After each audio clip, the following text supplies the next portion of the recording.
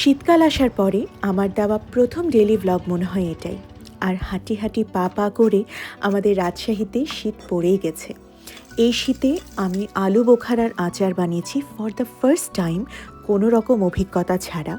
আর শীতের সকালে আমরা সবাই মিলে বিলকি বেগম সহ এইরকম ছাদে রোদ খেতে আসি। আর আমাদের এখন ছাদ ভর্তি গাছপালা, বিভিন্ন রকম সবজির চাষ দেখতে খুব ভাল লাগে। আর আমি মাঝে মধ্যে এখানে শাড়ি রোদে দেই বা আমার শীতের কাপড়গুলো রোদে দেই। আর এবার আমাদের দুলাভাই ছাদে অর্গ্যানিক লাল মরিচ নিজে শুকানোর ব্যবস্থা করেছেন। আর এই মরিচ দিয়ে আমি চিলি অয়েল বানিয়েছি, যেটা খেতে এত মজা হয়েছে, মানে অর্গ্যানিক জিনিসের টেস্টই আলাদা।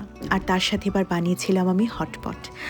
আর পিঠাপুলি তো আমি বানাতে পারি না, তাই ইচ্ছা থাকলে মাঝে মধ্যে রাস্তার পাশে বসে বা কোথাও গিয়ে খাওয়ার চেষ্টা করি, কিন্তু সেটা তো আসলে বাসার মতো বা কারো হাতের পিঠার মতো স্বাদের হয় না। যাই হোক, এইভাবেই যতটুকু পারছি শীতটাকে উপভোগ করে নিচ্ছি। দেখছো বাবা? তবে আমাদের শীতকালেও রুটিনটা বদলায়নি। প্রথমে 1 গ্লাস বিটরুটের জুস, এরপর সিদ্ধ ডিম, এরপর ছাদে একটু রোদ পোহানো, এরপর ব্যাক টু দ্য ওয়ার্ক। আর আজকে আমি আপনাদের সাথে খুবই ইন্টারেস্টিং এবং এক্সপেরিমেন্টাল একটা রেসিপি শেয়ার করব, যেটা অ্যাকচুয়ালি আমার রেসিপি না, এটা একটা সিনেমা থেকে পাওয়া রেসিপি। সিনেমাটা হয়তো বা আপনারা অনেকেই দেখেছেন। এটা কলকাতার একটা সিনেমা, এর নাম হচ্ছে মাছের ঝোল।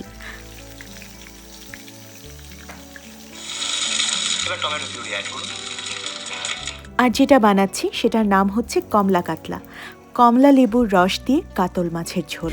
আমি শুরু থেকে একটু সন্দিহান ছিলাম কেমন হয় না হয়, কিন্তু রান্নাবান্নায় এক্সপেরিমেন্ট করতে আমার আবার খারাপ লাগে না।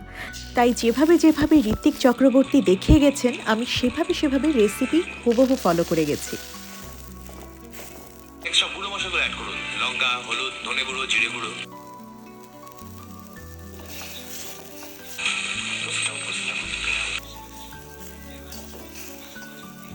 এই রান্নার সব থেকে খাটুনির পার্ট ছিল কমলা লেবুর রস বের করা, কারণ এখানে ছিবড়া ব্যবহার করা যাবে না, সো ব্লেন্ডিংয়ের কোনো অপশন নেই।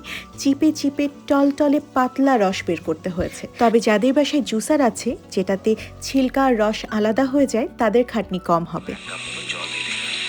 তো রেসিপি অনুযায়ী আমাদের মশলা ভুনাতে 1 কাপ পানি অ্যাড করে দিলাম। তার সাথে এবার অ্যাড করব একটুখানি লবণ আর একটুখানি চিনি। এই ঝোলটা খেতে কিন্তু একটু মিষ্টি মিষ্টি, একটু টক টক, একটু কমলা কমলা ফ্লেভার হবে, সেটা তো আমি জানতাম। কিন্তু আমার এটা জানা ছিল না যে এই মাছটা রান্নার পর এই পুরো তরকারির রঙটাই কমলা হয়ে যাবে, which is a fun part. প্রথম আমি এরকম কমলা রঙের মাছের তরকারি দেখলাম। আর রান্না শেষ করব কয়েকটা কাঁচা মরিচ আর শেষে একটুখানি গরম মশলা অ্যাড করে। আর এই যে আমাদের কমলা কমলা একদম কাতলা মাছের ঝোল রেডি। সবার কেমন লাগলো জানাবেন, আমি রেসিপি কমেন্ট বক্সে দিয়ে দিব। Thank you for watching.